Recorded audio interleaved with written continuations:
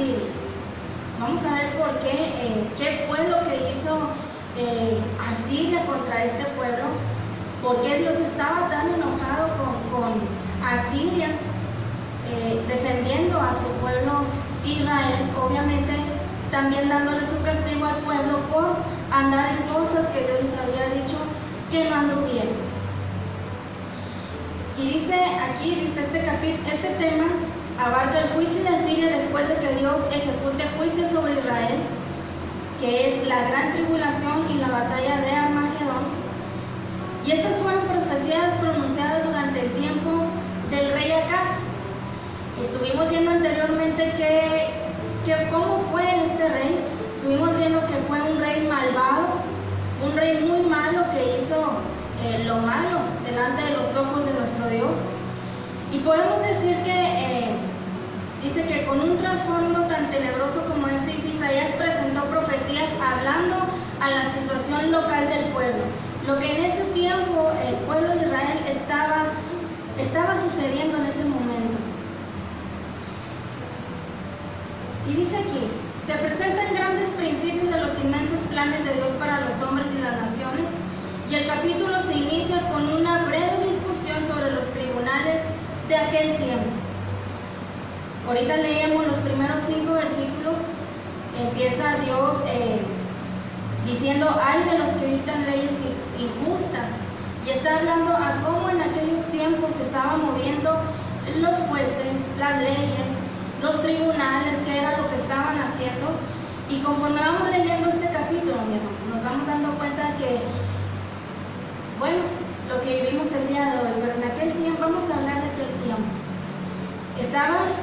Leímos en el capítulo 2 de Isaías anteriormente en otros mensajes cómo se estaba abusando a los pobres, cómo se les estaba, ellos tenían sus cosas, pero aparte ellos querían más y le quitaban sus cosas a los pobres, los dejaban en la ruina.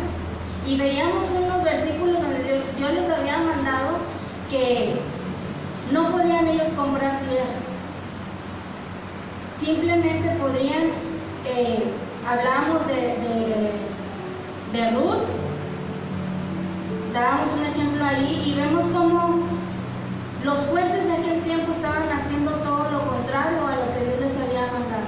En pocas palabras, bueno, estaban siendo injustos con los pobres y las viudas, dejándolos completamente en la ruina. Por eso en el versículo 1 dice: ay de los que dictan leyes injustas y prescriben tiranía, dice, para apartar del juicio a los pobres y para quitar el derecho a los afligidos de mi pueblo, para despojar a las viudas y robar a los huérfanos. O sea, que no se llenaban con lo que ellos tenían, sino que querían más y más y más, y no se llenaban. Entonces Dios estaba tan enojado porque habían torcido las leyes, habían hecho todo lo contrario a lo que Él les había dicho. Y dice aquí: Asiria fue un símbolo del futuro rey del norte, que vendrá para oponerse a la tierra de Manuel en los últimos días.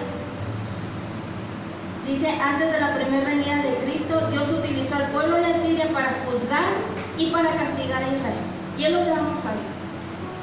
Dios usa a este pueblo de Asiria para castigar a su pueblo. Pero lo interesante aquí es de que por qué Dios estaba tan enojado, si era algo que Él había hecho. Había escogido este pueblo para castigar a su pueblo.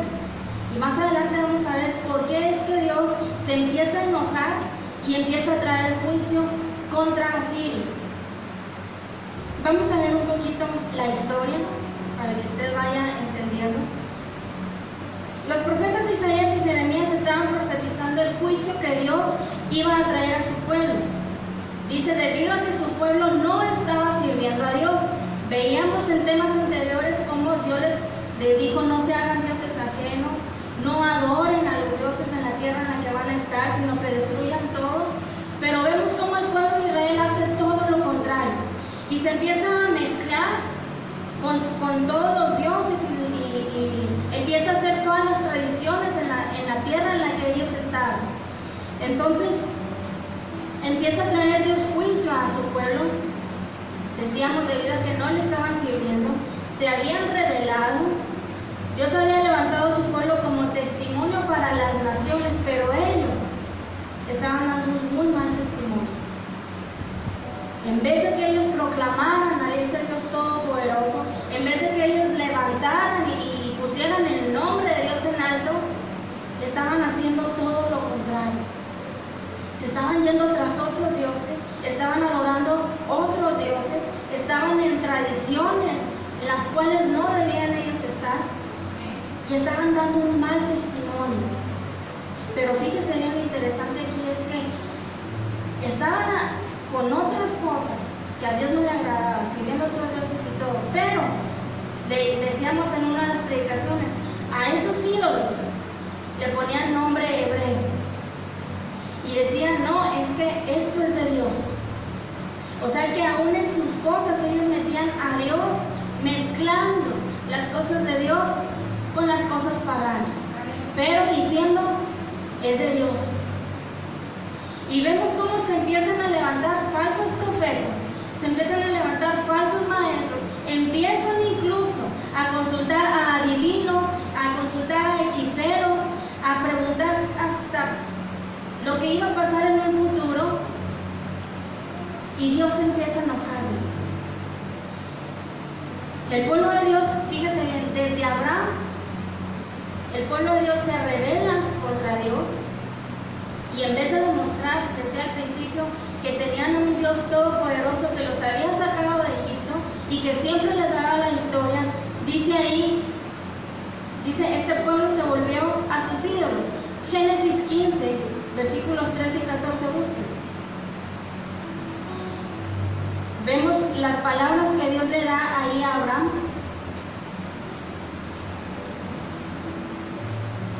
Lo tiene para leerlo todos juntos.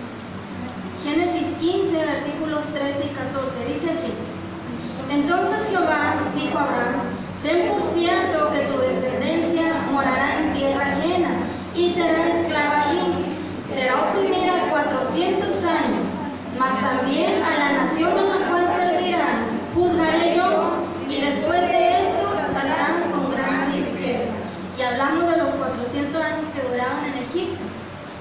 Amén. Ellos empiezan Dios le había dicho esto a Abraham, el Señor los lleva a Egipto, a la tierra prometida, les dijo que se separaran de los dioses que tenían ahí en Egipto, que no se mezclaran con nada, mi hermano. Dios les empieza a dar todo lo que ellos tenían que hacer, les da las leyes, les da las reglas, les dice, esto es lo que van a hacer, y si no lo hacen, esto es lo que les va a suceder. Entonces, les dice, no hagan lo que en Egipto está, porque se van a contaminar con los dioses de Egipto.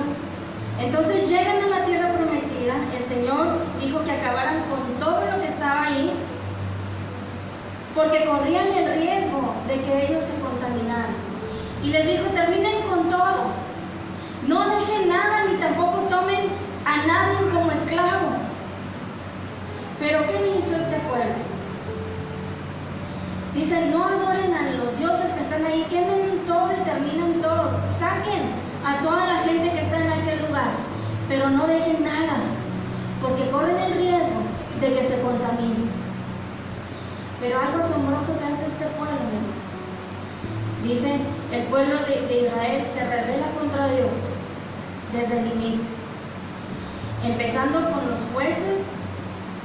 Dice, después Samuel, que fue el último juez que estuvo ahí, vemos en los mensajes anteriores cómo este pueblo dice, queremos un rey, ya no queremos que esté él ahí, queremos un rey. Y el profeta Samuel se molesta por lo que el pueblo está pidiendo.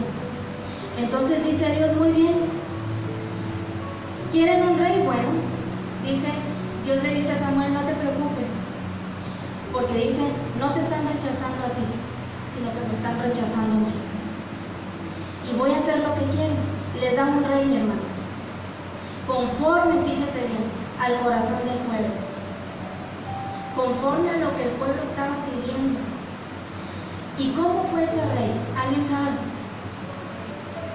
El rey Saúl, un rey malo, que al principio se puede decir que empezó bien, pero se fue llenando de orgullo y se fue llenando de soberbia y fue diciendo: es que tú a mí no me vas a decir lo que tengo que hacer, yo hago las cosas como a mí me parezcan mejor. ¿Y cómo terminó el pueblo? En ruinas. ¿Qué es lo que vemos hoy en día? Hoy se vota por gobernadores, por presidentes. ¿Y cómo está el pueblo, mi hermano? Porque los escogemos como a nosotros nos gusta. Y porque, bueno, es algo que como ciudadanos tenemos que hacer. Pero Dios les da un rey conforme al corazón de ellos. Entonces,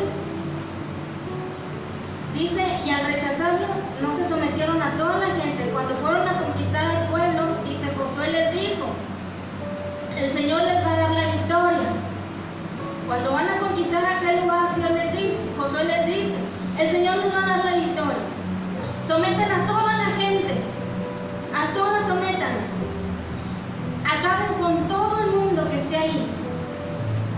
Dice: tomen posesión de la tierra prometida. Pero ¿qué pasó? Dice: el pueblo no quiso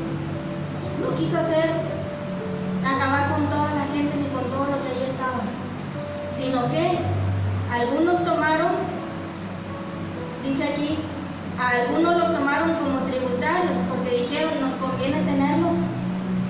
¿Para qué? Nos conviene tenerlos como esclavos, para que nos ayuden a trabajar la tierra. Y no terminan con todo, sino que se quedan con algunas personas de ahí para hacerlos esclavos. ¡Qué tremendos! O sea, cómo el pueblo de Israel, a pesar de que Dios les estaba dando, van a tener la victoria, pero tienen que hacer esto. Ellos no lo hacían, sino que hacían lo que a ellos mejor les parecía. Como quien dice, mi hermano, en otras palabras, como quien dice diciendo: yo no confío en lo que Dios me está diciendo. Porque si hubieran confiado, hubieran hecho las cosas tal y como Dios les había pedido que las hicieran. Pero ellos decían: no, nosotros vamos a dejar a esta gente porque en un futuro nos pueden ayudar para que labren la tierra. Tremendo. Entonces el Señor les dice: por cuanto ustedes no obedecieron y acabaron con todo lo que estaba ahí, se van a gente, dice, esa gente los va a hacer caer, les van a hacer por tropiezo y yo los voy a echar de ahí. Ya no tendrán fuerzas ustedes de quitarlos de ahí. Y eso fue lo que sucedió.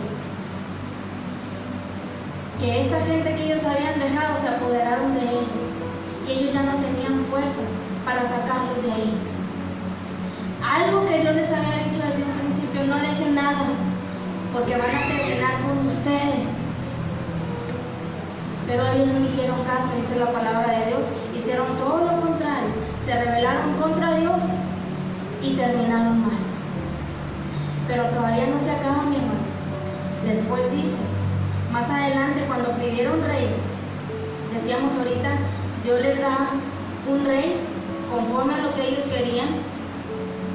Ellos querían un rey imponente, ellos querían un rey alto, un rey opuesto, y bueno, les da al rey Saúl, que en aquel tiempo era el de más alta estatura. Y la gente dijo: este rey sí parece rey, no como Samuelito, no, este sí parece rey. Entonces, era un rey como a ellos les gustaba. Y vemos, dice, de tal manera que fue un mal rey y los oprimió. Y el Señor, dice, el rey no se condujo propiamente. Y el Señor dijo: este rey es rebelde, y yo voy a levantar uno conforme a mi corazón. ¿Y a quién levanta? A David, que luego el rey Saúl lo persigue hasta matarlo. Toda la vida lo estuvo persiguiendo para matarlo, pero no lo logró. Pero vemos la diferencia del rey Saúl al rey David. Un rey conforme al corazón de Dios, que tuvo su pecado cuando con la mujer de Urías, tuvo su pecado de adulterio y asesinato, pero Dios lo perdona y lo restaura. Y entonces él empieza a hacer las cosas como Dios le había mandado hacer. Dice: un rey conforme a mi corazón.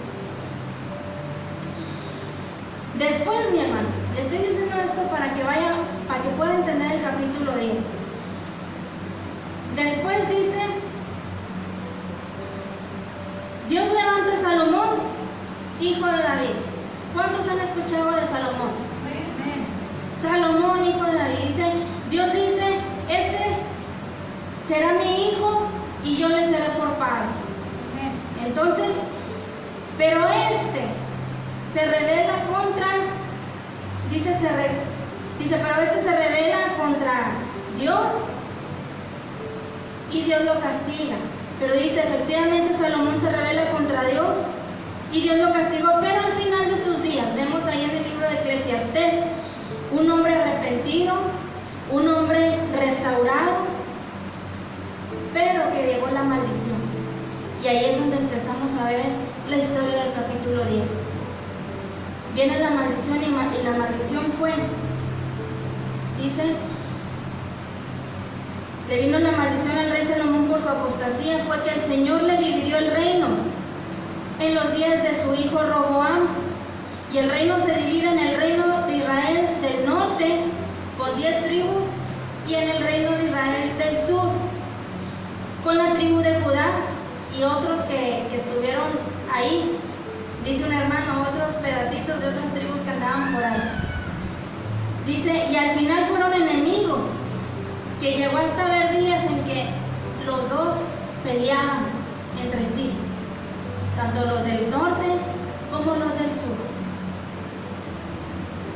Y ahí es donde se hace la división del pueblo de Israel. Entonces el Señor dice, les envió profetas para que les amonestaran y se arrepintieran, pero ellos no quisieron arrepentirse. Entonces el Señor dio un juicio, dijo en ese juicio, ustedes van a ser echados de aquí. Los asirios, que eran gente terrible, vendrán y los conquistarán. Y es que en aquel tiempo, mi hermano, los asirios eran el potencial de todo el mundo. Eran los más malos de aquel tiempo, eran los más fuertes, los que peleaban y no se compadecían de nada. Eran los que mataban así a sangre fría. Entonces Dios manda ese juicio y dice, van a venir los asirios y los voy a castigar con ellos. Era algo que Dios había hecho, mi hermano. Pero ¿por qué vemos que Dios dice aquí, oh Asiria, vara y báculo de mi furor, en su mano he puesto mi ira? Si Dios les había mandado para castigar a los de Israel, ¿qué fue lo que sucedió? Asiria era, decíamos, la potencia mundial, y el Señor en este capítulo les está diciendo que iban a ser destruidos de tal manera que iban a dejar de existir como potencia, como nación, y como nunca más Asiria fue restaurada. Eso le dice a los de Asiria. ¿Por qué, mi hermano? Porque los de Asiria no habían entendido, mi hermano, que Dios les había mandado solo para castigar al pueblo, sino que ellos empezaron a llenar de odio y empezaron a llenarse de tanto coraje que sobrepasaron los límites para acabar con el pueblo de Dios. O sea, que empezaron a enojarse más, no entendieron que solamente era como que una nalgadita de parte de Dios, sino que lo hicieron hasta acabar con este pueblo de Dios. Por eso Dios envía un juicio contra ellos, por haber abusado de su poder. Y dice los versículos 1 y 2, de ahí de Isaías. Versículos 1 y 2 dice, hay de los que dictan leyes injustas y prescriben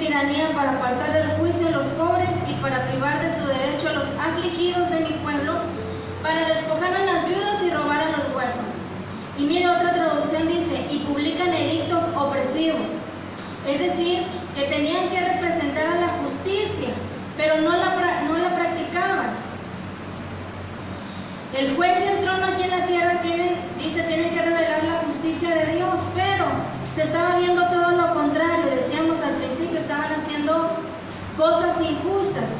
Y ahí en Isaías 1:23 dice: tus príncipes, prevaricadores y compañeros de ladrones, todos aman el soborno y van tras las recompensas.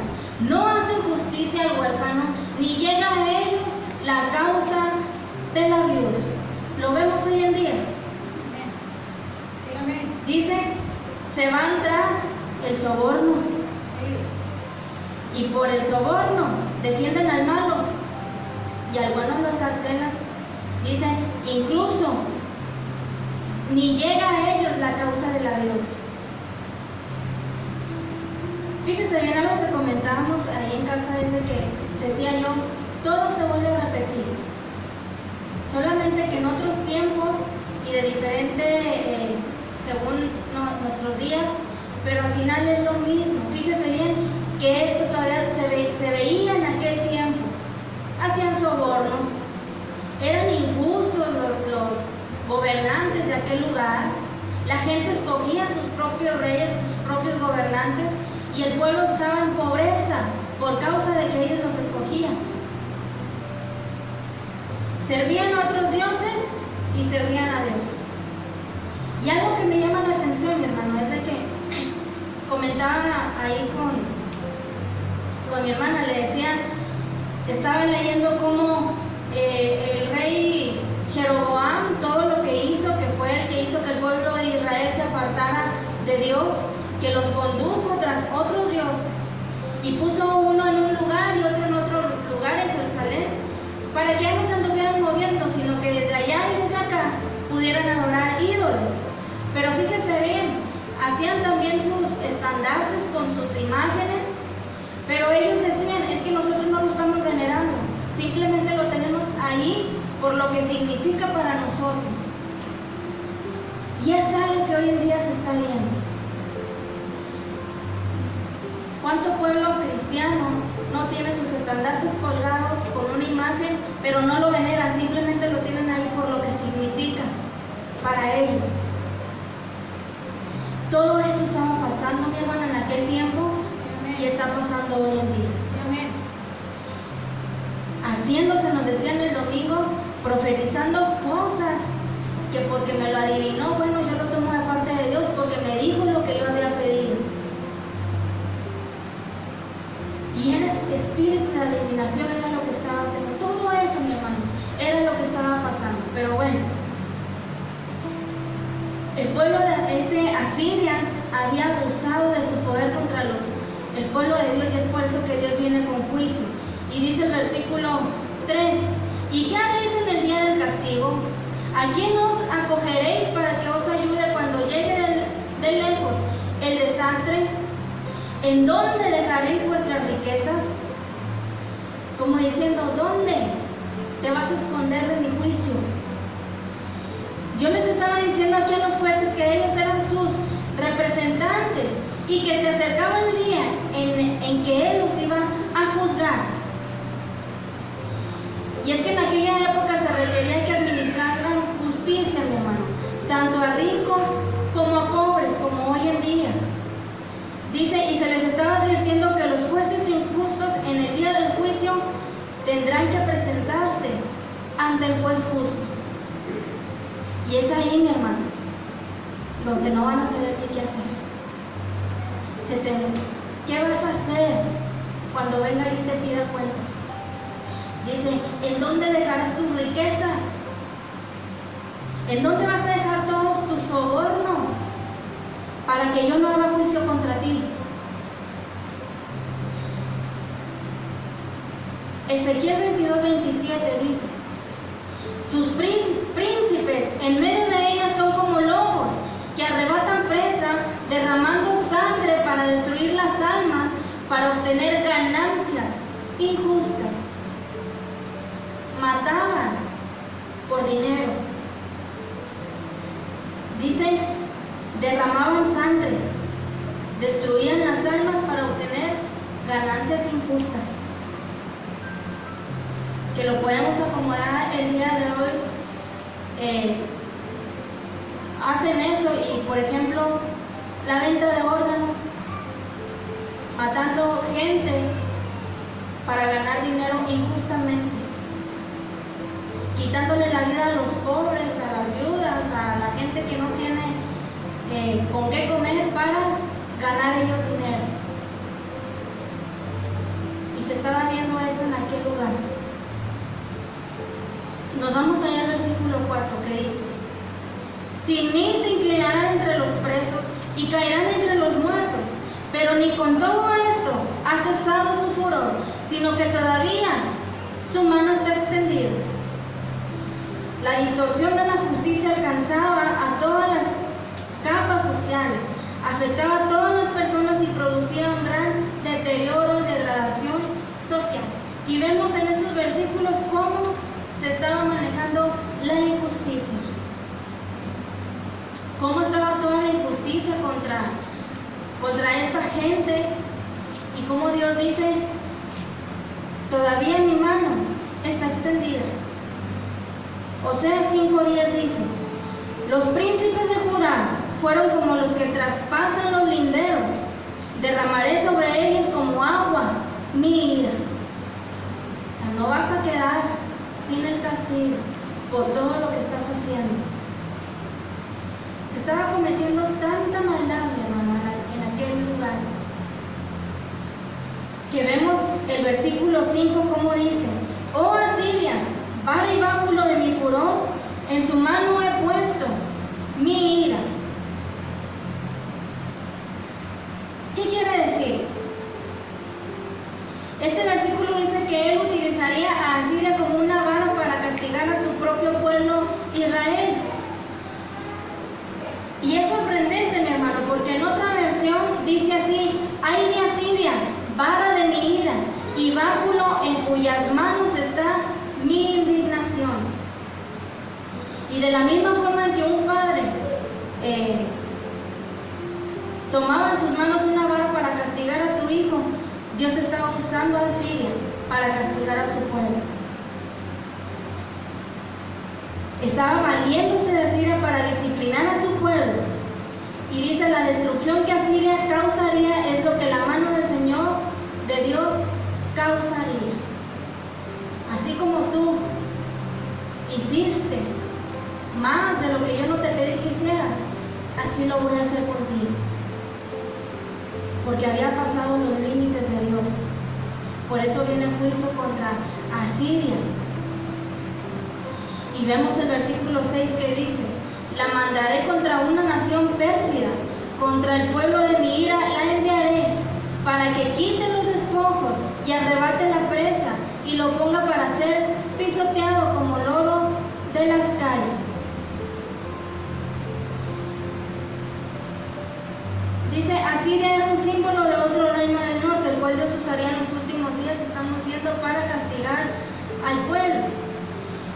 Pero muchos historiadores, muchos expositores bíblicos creen que este versículo se refiere también a la bestia, a cuando venga la bestia, y lo vamos a ver más adelante, que sale del mar, que se encuentra mencionada en Apocalipsis capítulo 13, que ya dieron un mensaje de Apocalipsis 13. Dice que será la persona que gobierne el imperio romano. Entonces, Dios usa a un imperio impío para castigar a su pueblo. Pero el meollo de todo el asunto, de todo este capítulo, es que Asiria se había sobrepasado. Y es por eso que Dios envía juicio contra Asiria. Y vamos a estar viendo todo lo que Dios empieza a hacer contra este pueblo. Versículos 7 y 8 dice: pero él no lo pensará así, ni su corazón lo imaginará de esta manera, sino que su pensamiento será desarraigar y arrasar una nación tras otra.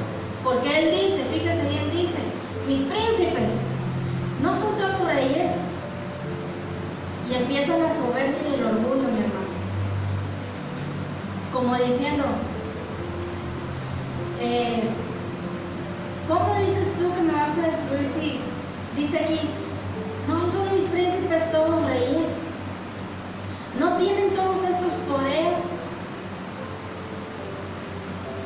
empieza a llenarse de orgullo.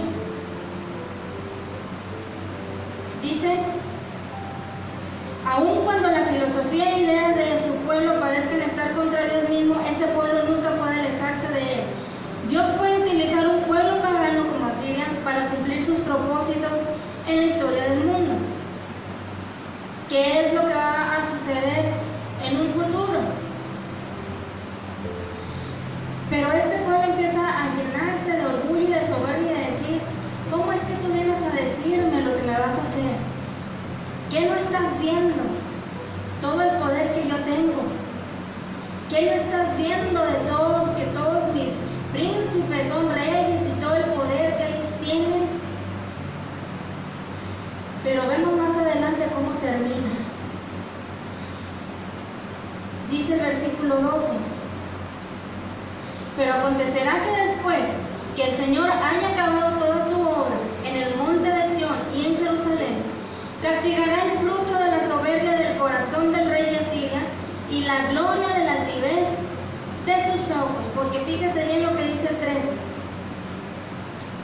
Porque dijo, con el poder de mi mano lo he hecho, y con mi sabiduría, porque he sido prudente, quité los territorios de los pueblos y saqué sus tesoros, y derribaré como valientes a los que estaban sentados. Llenándose de soberbia y diciendo, ¿cómo es que tú vienes y me dices que me vas a terminar? Si mira todo lo que yo he derribado. ¿Hasta dónde llega, mi hermano? El orgullo y la soberbia del hombre. Dice el 15, se enaltecerá el hacha contra el que con ella corta, se engrandecerá la sierra contra el que la mueve, como si el bastón levantara al que lo levanta, como si levantara la vara al que no es un leño. Dice aquí, usted se puede imaginar un día andando por el monte y de pronto escucha que algo se está dando palmadas y en la espalda diciendo, mira este árbol tan grande que he derribado. Imagínese que usted está en un monte y por atrás le aplauden y le dicen, mira, este árbol tan grande que he derribado. Usted se dirige hacia ese lugar y no ve nada más que un hacha, dice, y entonces usted pregunta, ¿qué es lo que quieres decir? ¿Que tú has derribado el árbol? Dice, bueno, dice ella, el árbol está en el suelo y lo derribé, pero usted sabe que no puede haber ocurrido así, sino que tiene que haber habido alguien que utilizó un instrumento para tirar aquel árbol. O sea que con las puras manos usted no lo puede tirar, sino que tiene que usar un hacha para tumbar un árbol. Y lo representado por esta escena señala el caso de lo que fueron Asiria y otras naciones del mundo.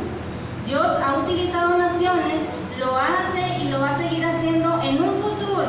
Y por tal motivo, dice, queremos que las naciones de nuestro tiempo tengan dirigentes que sepan reconocer a Dios a la hora de buscar guía y dirección. Pero hemos visto lo contrario. Y se hacen como que buscan, pero en realidad no buscan del Dios verdadero.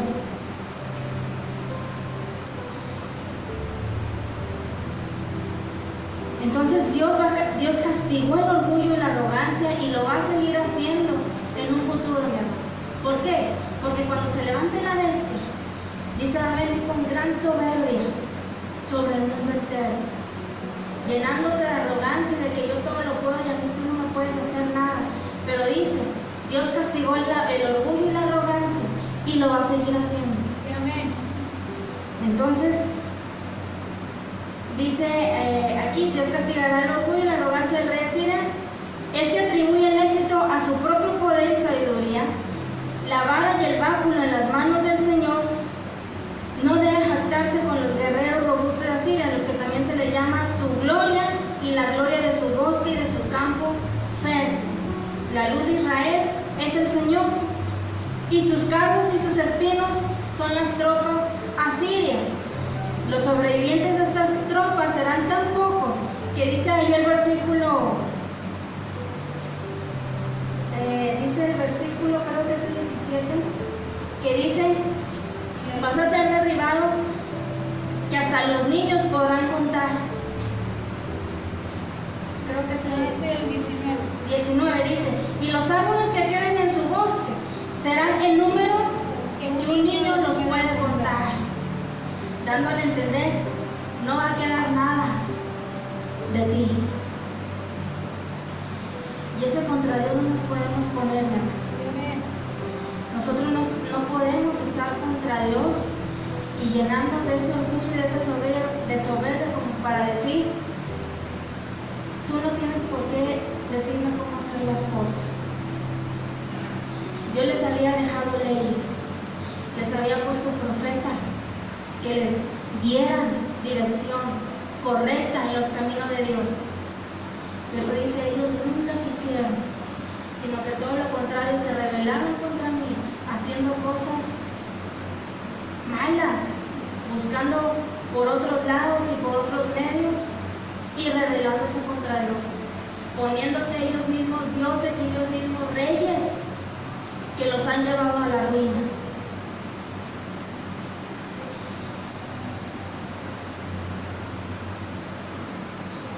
Versículo 20. Y es aquí, en el versículo 20, mi hermano, dice la gran tribulación y la preservación del remanente. ¿Qué es lo que va a acontecer? El versículo 20. Dice, acontecerá en aquel tiempo que los que hayan quedado de Israel y los que hayan quedado de la casa de Jacob nunca más se apoyarán en el que los hirió, sino que se apoyarán con verdad en el Señor, el Santo de Israel.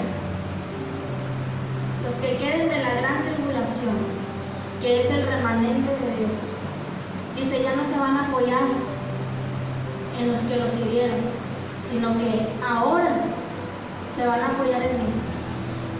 Pero qué tremendo, mi hermano, porque van a tener que pasar una gran tribulación. Van a tener que pasar grandes cosas horribles para ellos. Donde decíamos en otros mensajes, dice, donde a sus niños los van a agarrar y los van a estrellar en la pared para que nieguen a su Dios. Pero son cosas que ellos van a tener que pasar. ¿Por qué, mi hermano? Porque no quisieron. Pero bueno, nos dicen siempre, nuestro trabajo es orar por ellos, porque son nuestros hermanos. Amén. Amén. Y es que por ellos es que nosotros tenemos la salvación. Amén. Es que por medio de ellos llegó nuestro Salvador y tenemos salvación. Amén. Entonces, oremos por ellos, mi hermano. Oremos por ellos para que Dios les fortalezca y que sabemos que Dios hasta el día de hoy les está ayudando. Amén. Entonces, aquel tiempo es llamado Día del Señor, que comienza en el periodo con el periodo de la gran tribulación. Y miren, lo vamos a ver ahí en un mensaje que ya habíamos dado de aquí de Isaías capítulo 2, versículos del 10 al 22, donde dice lo que va a pasar ese día, que dice, métete en la peña, escóndete en el polvo de la presencia temible de Jehová y del resplandor de su majestad. La altivez de los ojos del hombre será abatida y la soberbia de los hombres será humillada.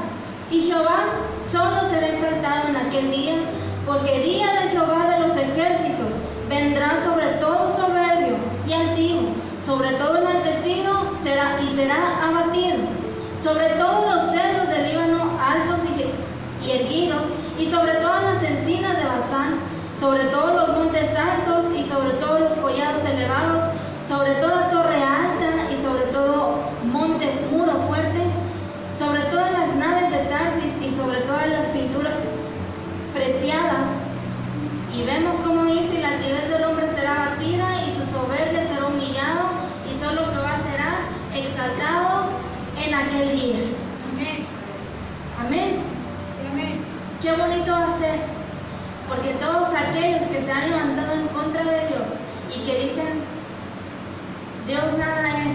Dice, en aquel día solo Jehová será exaltado, y todos los soberbios y todos los altivos serán echados, y van a reconocer que Jehová uno es.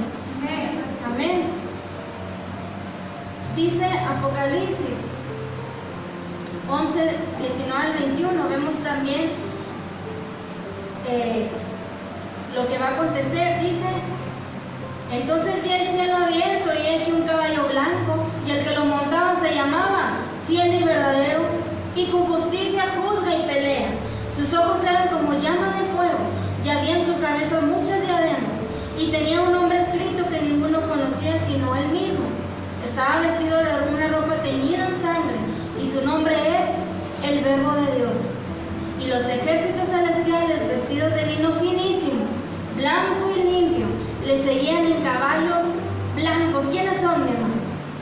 Nosotros, cuando vayamos a bajar para pelear por el pueblo de Dios, junto con nuestro Señor Jesucristo, defendiéndolos, mi hermano, defendiéndolos de todos aquellos que van a estar en aquel día de la gran tribulación, que van a estar sobre ellos. Dice, después vendrá el Verbo de Dios con todo su ejército, y todos vestidos de lino fino y resplandecientes. Dice, y le seguían en caballos blancos. Dice, y de su boca sale una espada aguda para herir con ella a las naciones, y él las regirá con vara de hierro, y él pisa el lagar del vino del furor y de la ira del Dios Todopoderoso. Pero fíjese, el 16 dice, y en su vestidura y en su muslo tiene escrito este nombre: Rey de Reyes y Señor de Señores. ¿Cuántos vamos a bajar, mi hermano? Amén. Amén. A bajar a pelear por el pueblo de Dios, que va a ser el remanente fiel, que va a ser salvo en la gran tribulación. Y el 19 dice, y vi a la bestia, a los reyes de la tierra, a todos aquellos orgullosos y enaltecidos, y sus ejércitos reunidos para guerrear contra el que montaba el caballo y contra su ejército. Dice, y la bestia fue apresada, y con ella el falso profeta que había hecho delante de ella las señales, con las cuales había engañado a los que recibieron la marca de la bestia y habían adorado su imagen. Como decía en una ocasión mi hermana Josefina, ¿cómo es posible, verdad, que el diablo todavía vaya a pensar que le va a ganar al Rey de Reyes? Pero dice, él va a estar bien preparado con sus guerreros para pelear contra el Rey de Reyes y contra su ejército. Pero dice, la bestia será apresada junto con el falso profeta que les va a engañar en aquel día. ¡Qué bonito! Yo ya me veo, mi hermano. Yo ya me veo en mi caballo blanco. Sí. Hay que creer, mi hermano, porque es una promesa que Dios nos ha hecho.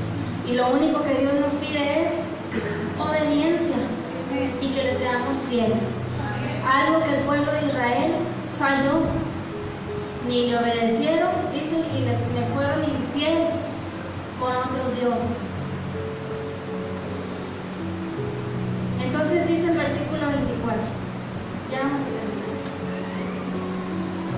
Por tanto, el Señor Jehová de los ejércitos dice así: pueblo mío, morador de Sión, no temas de Asiria. Con vara te herirá y contra ti alzará su bastón a la manera de Egipto. Y aquí podemos escuchar algunas palabras de consuelo para el reino de Judá, que será librado de caer cautivo bajo el poder de los asirios, que es lo que nos decían en otros mensajes, donde Dios les dice, no temas, confía en mí.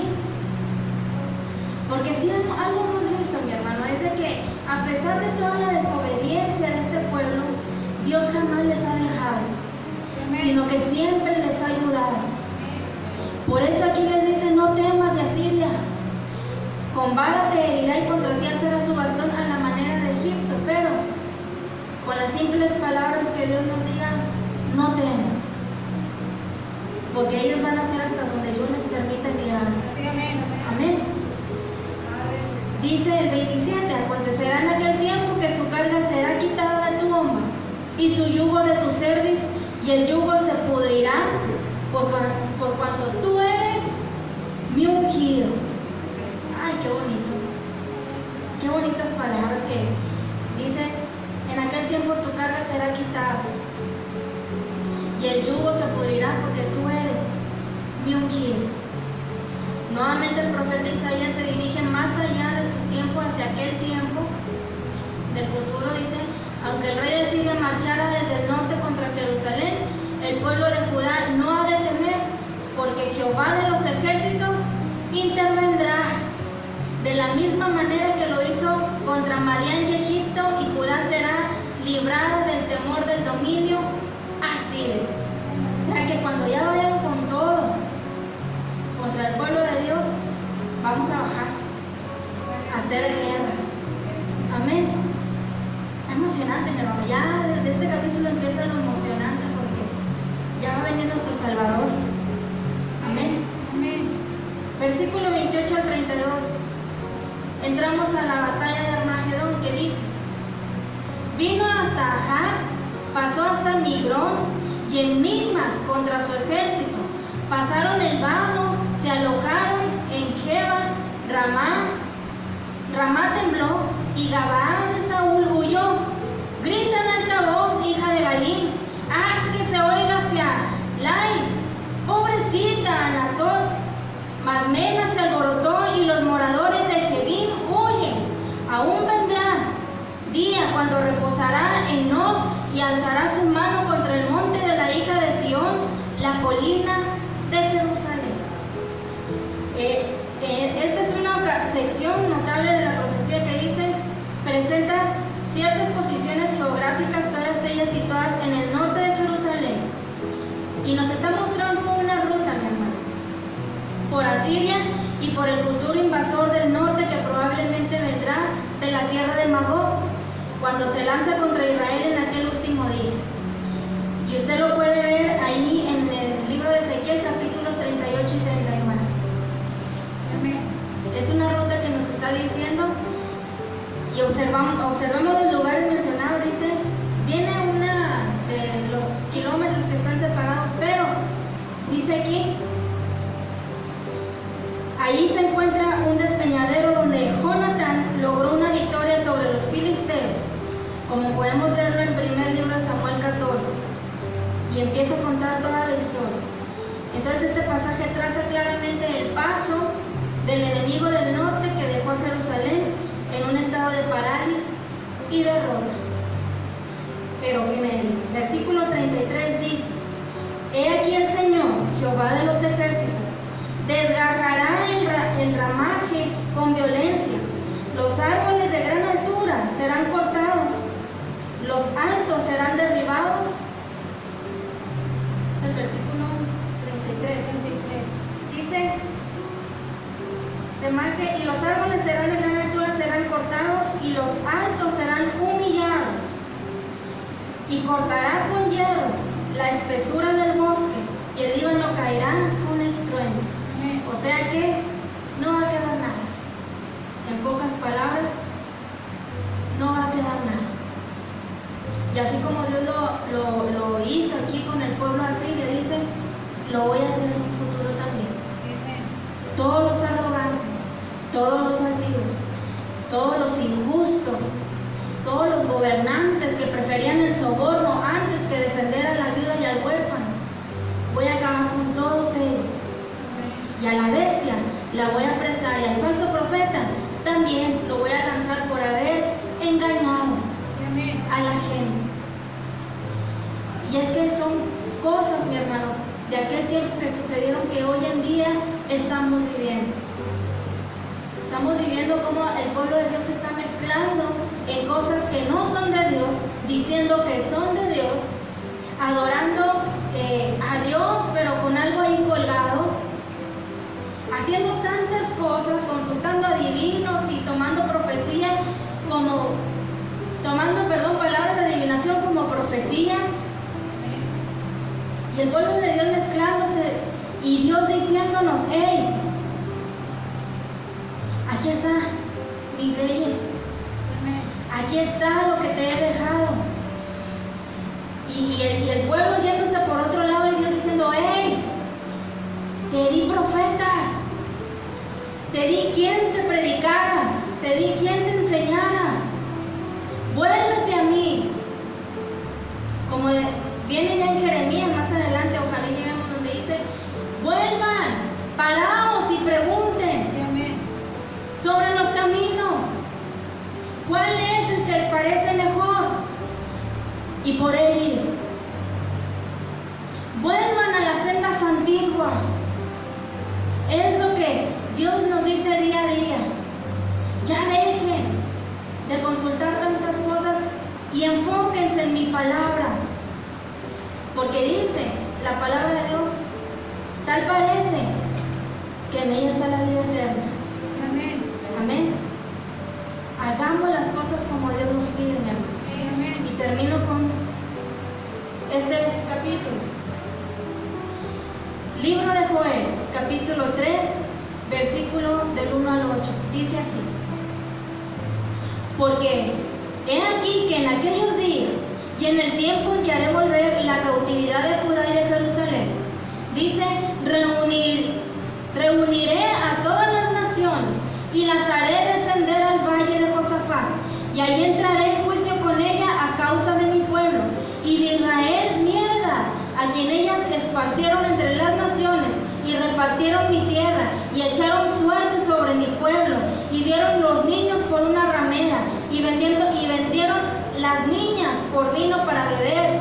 Y también, ¿qué tengo yo con vosotros, Tiro y Sidón, y todo el territorio de Filistea? ¿Queréis vengaros de mí? Y si de mí os vengáis, bien pronto haré yo recaer la paga sobre vuestra cabeza, porque habéis llevado mi plata y mi oro, y mis cosas preciosas y hermosas metisteis en vuestros templos, y vendisteis los hijos de Judá y los hijos de Jerusalén a los hijos de los griegos para alejarlos de mi tierra, de su tierra, perdón. He aquí yo los levantaré del lugar donde los vendisteis, y volveré vuestra paga sobre vuestra cabeza, y venderé vuestros hijos y vuestras hijas a los hijos de Judá, y ellos los venderán a los sabeos, nación lejana, porque Jehová habla. Y Apocalipsis 19:21 dice, y los demás fueron muertos con la espada que salía de la boca del que montaba el caballo, y todas las aves se saciaron de las carnes de ellos. Y ese será el final de todos los soberbios y arrogantes y todos los que se levantaron contra Dios. Amén. Y los que se hayan quedado en la gran tribulación. Amén. Amén. ¿Cuál es el consejo, mi hermano? Estamos viendo la historia de Israel, muy bonita y muy emocionante, pero Dios también nos dice a nosotros, enfócate en mi palabra, no temas, dice Dios, porque yo estoy contigo para ayudarte. Amén. Ya no consultes otras cosas que no sea yo. ¿Quieres saber algo que no entiendes? Mi Espíritu Santo te va a ayudar, pero también te puse maestros y pastores que te pueden ayudar. Dejemos de estar escuchando palabras, mi hermano, porque fíjese bien, y lo hemos estado diciendo y lo hemos estado viendo, que la falsa enseñanza se está metiendo muy simuladamente. No se da cuenta, mi hermano. Y si nosotros nos agarramos a escuchar y escuchar y escuchar cosas que a final de cuentas no son de Dios, nos va a pasar como el pueblo de Israel. Dios les dijo, terminen con todo, ¿por qué? Van a terminar contaminados. Entonces Dios nos invita a que escuchemos su palabra, escudriñemos su palabra para que no nos engañen, tengamos comunión siempre con Él. Estamos en los últimos tiempos, cualquier momento nos vamos y es necesario, mi hermano, que todos los días nos estemos lavando con la sangre del Cordero. Amén. Amén. Para que aquel día no le sorprenda, porque a cualquier minuto y en cualquier momento Cristo viene por su iglesia. Amén. Amén. Póngase de pie, vamos a estar dando gracias a Dios. Yo espero que haya entendido un poquito la historia, se la vamos a seguir contando, y que pueda ver, mi hermano, todo lo que este pueblo hizo y por qué Dios estaba tan enojado. y cómo es que surge nuestro Salvador. Amén. Cierra sus ojos. Padre, te damos gracias, Jesús. Gracias, Señor, porque nos has enseñado la historia de tu pueblo, Jesús. Gracias, Señor, por tu pueblo Israel, Padre, porque es por ellos que nuestro Salvador vino, Jesús. Y es por ellos de que nosotros tenemos la salvación, Señor. Yo te pido, Jesús, que sin duda alguna sabemos que tú lo haces, Dios, pero que sigas fortaleciendo al pueblo de Israel. Sígueles ayudando, Señor. Sigue estando con ellos, Padre. Y Padre, yo te pido también que nos sigas ayudando a nosotros. Fortalécenos, Jesús. Danos fuerzas para seguir hacia adelante hasta que lleguemos a la meta, Señor. Gracias, Espíritu Santo, por siempre estarnos recordando que no estamos solos y que tú estás con cada uno de nosotros, pero que es necesario que atendamos a tu voz, que te obedezcamos, Padre, pero sobre todo que te seamos fiel a ti, Señor. Gracias, Espíritu Santo. Gracias, Padre. Gracias, Jesús, por acompañarnos en esta hora. Te pido, Señor, que si alguien de los que estuvieron escuchando tomaron su decisión, Padre, de seguirte a ti, Jesús, que tu Espíritu Santo esté ahí, Padre, para halagarle y para redarguirle, Jesús, y que su vida pueda ser transformada por medio de tu palabra. Gracias, Señor. Gracias, Jesús. Gracias por esta palabra y ayúdanos a seguir adelante. En el nombre de tu Hijo amado, el Señor Jesucristo, a Él sea toda gloria, toda honra y toda alabanza por siempre. Amén. Dios les bendiga.